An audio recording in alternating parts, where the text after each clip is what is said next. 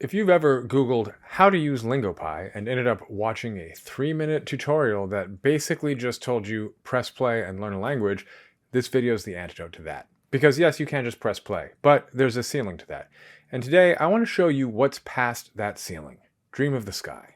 What happens when you actually build a method around this platform? Which, I didn't do when I first started using Lingopie, but I wish I had. We're going to cover the basics because some of you are brand new to this, but then we're going to go deeper than basically any other video on this platform has gone. So deep. By the end, you'll have a full workflow that turns Lingopie from a streaming app into a legitimate acquisition engine. If you're new here, welcome. I'm Dr. Taylor Jones. I've got a PhD in linguistics from the University of Pennsylvania, and on the channel, I talk about everything related to language, linguistics, language learning, and culture. If you're into those topics, be sure to subscribe and ring the bell for notifications. This is Language Jones, and I'm jonesing for Lingopie. Let's get into it.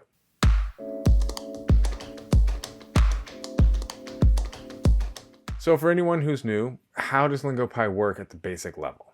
Lingopie is a streaming service built specifically for language learners. You watch real TV shows and films in your target language, native content, not dubbed. And the key feature is the dual language subtitle system. You get subtitles in your target language and your native language simultaneously. And you can click on any word to get an instant definition. You can do it on your phone, in bed, at 1 a.m. with AirPods in while everybody else is asleep, because you can't always force Italian cooking TV shows on your whole family. The toddler's always the holdout. Anyway, that's the pitch. And honestly, the pitch is good. The reason it works is the same reason comprehensible input works. Your brain is wired to acquire language through meaning-bearing exposure. You can always drill paradigms. Lord knows I've done my share of that. But you're also watching a grandmother in a Mexican telenovela argue with her son-in-law, and your brain is quietly filing things away. And here's what I want to address right away, and this is something I feel strongly about as a linguist. The content itself matters in ways that go beyond it's just in the target language. A lot of people ask whether they should just use Netflix with subtitle extensions. You can. But there's a real argument for Lingopie's content library that I don't think gets made clearly enough. You're watching native content, not dubbed Marvel pretending to be universal. Nothing against dubbed Marvel or whatever it is you like. Some of my best French learning was from a Frenchman named Jean-Luc. Il faut tracer la limite ici, pas un pas de plus. But still, when you watch something actually produced where your language is spoken, you're getting actual cultural artifacts, the shows people in Brazil or Spain or Korea actually watch. That means you're absorbing real intonation patterns, real cultural references, real humor. That's not nothing. That's a massive part of what language actually is. Okay, let's start at the foundation. Just watching. And I want to make the case for this being more valuable than people give it credit for, even before you do anything fancy. When you watch regularly, you're getting several things at once. First, intonation. You're passively absorbing the prosodic shape of the language, the rhythm, the rise and fall, where stress lands, how questions feel different from statements, and so on. This is incredibly hard to get from a textbook. Nobody writes, by the way, Spanish declaratives tend to fall more steeply at the end than you'd expect. You just have to hear it repeatedly in context. Second, culture. Language doesn't exist in a vacuum. The way people greet each other, how they handle disagreement, what topics are off limits, what's funny, all of that is being modeled for you on screen. You can't separate the language from the culture, and Lingopie's content library is one of the better places to absorb that. Third, facial expressions and gesture. This is something that spaced repetition apps and even podcasts completely miss.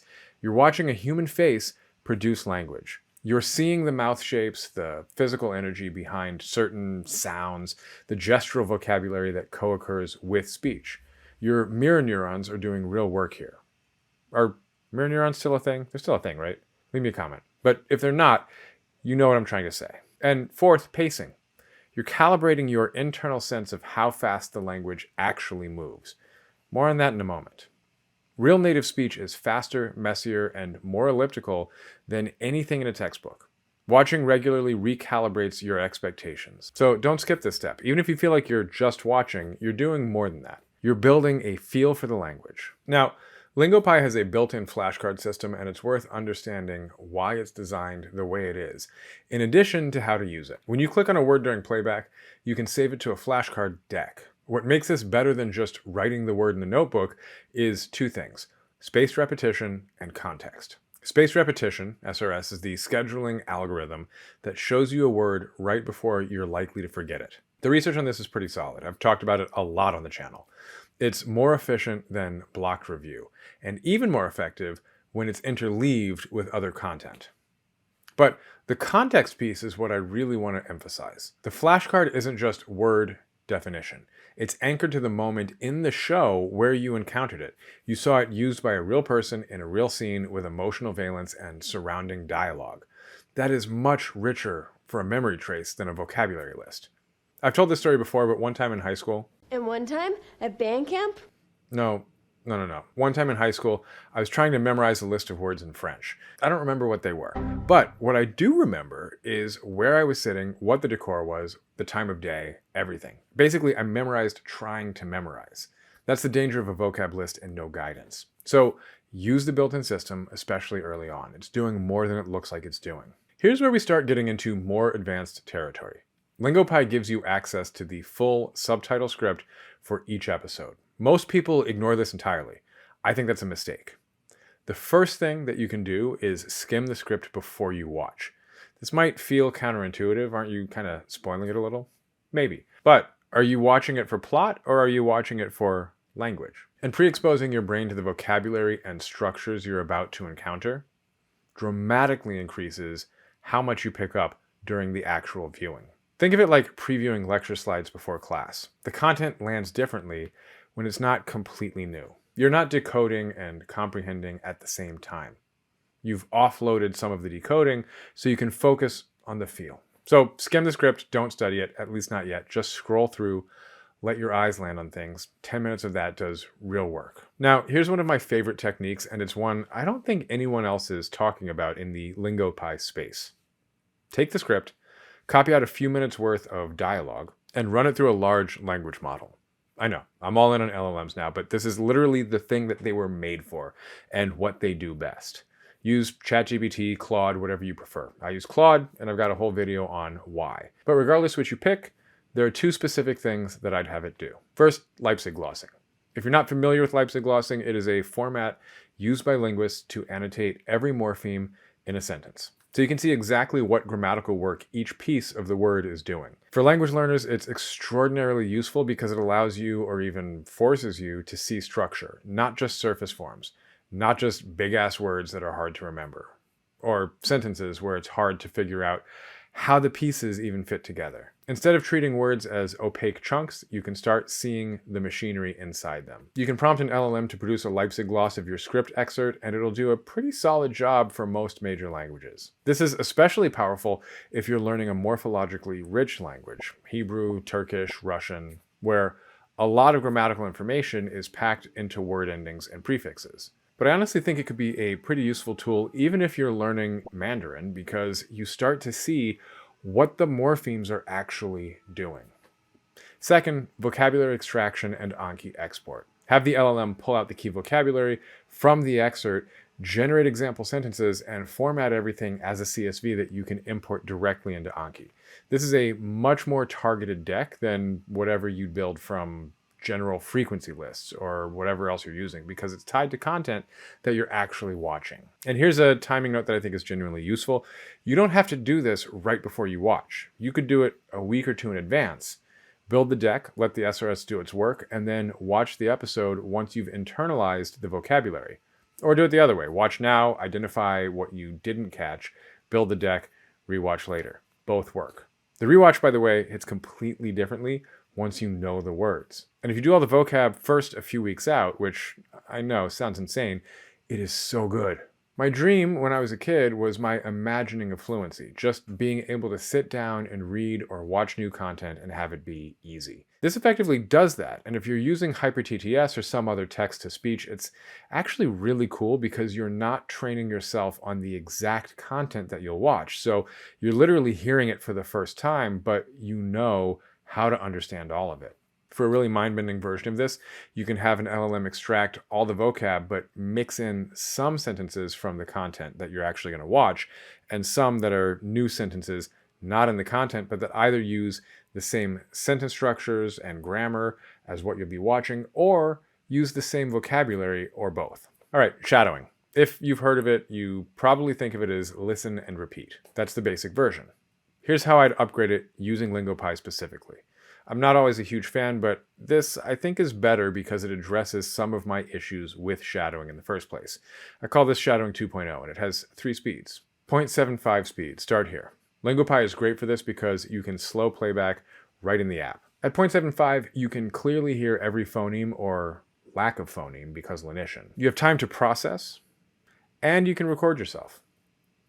I'd strongly recommend recording and compare.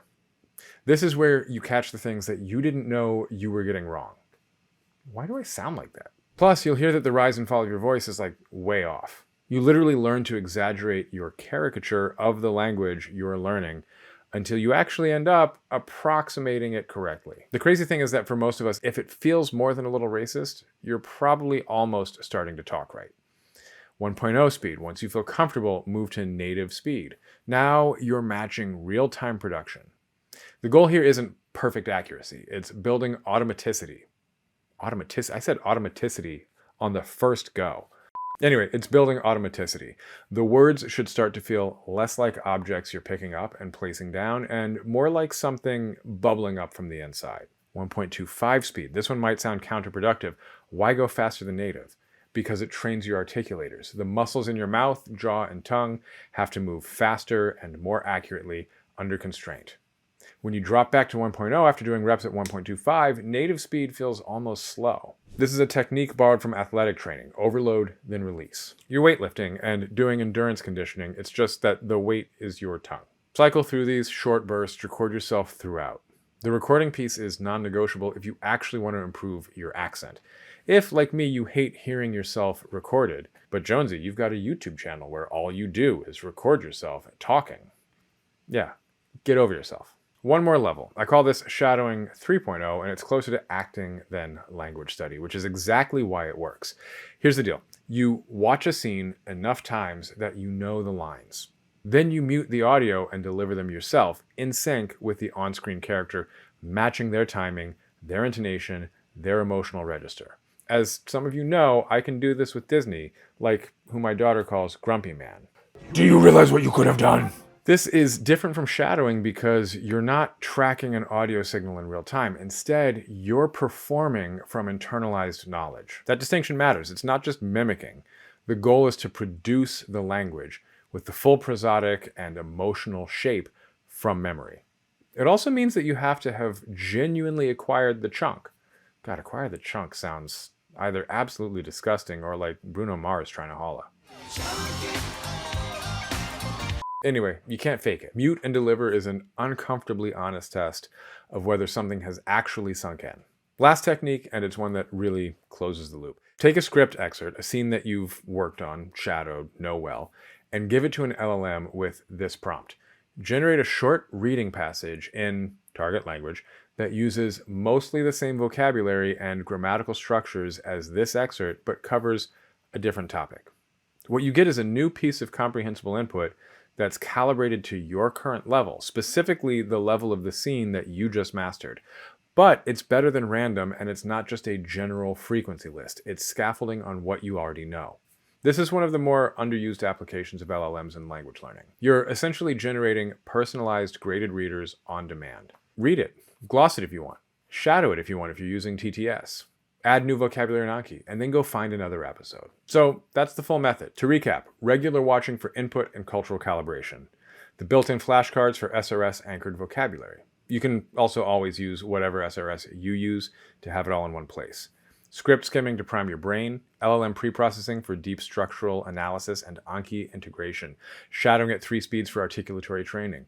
Mute and deliver for genuine internalization. And LLM expansion to generate personalized reading material at your level. None of this is magic. It's just being deliberate about what a tool like Lingopie is actually capable of.